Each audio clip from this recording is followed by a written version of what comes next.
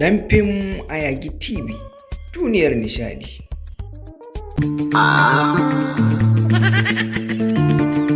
So dalili ne kadar ku saka goya ne, haka sirri ne babu kai ina zane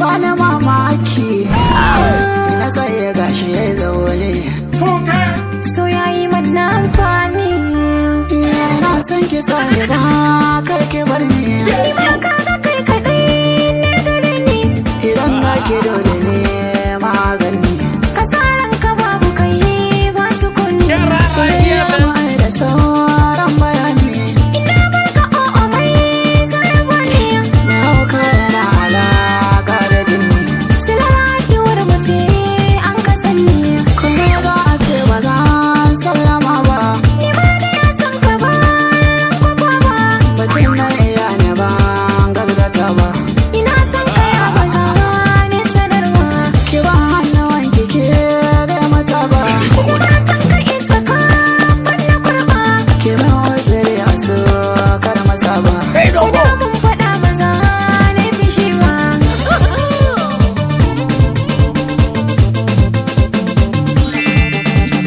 ni fa na gaji wallahi da wannan raye-rayen da nake yi. Na gaji.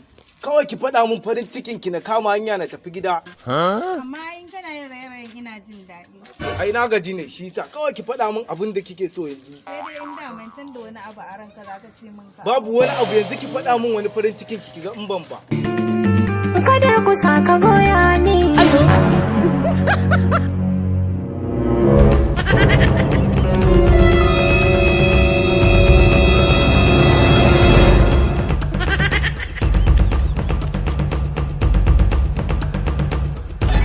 Idan ka sauke ni sai na fasa ma kai.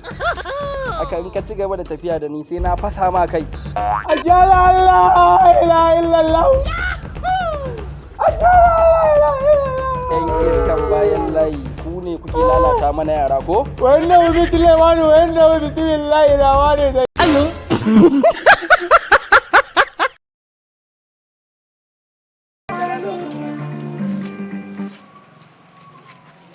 Kai. Kai. Kai ba you. Action.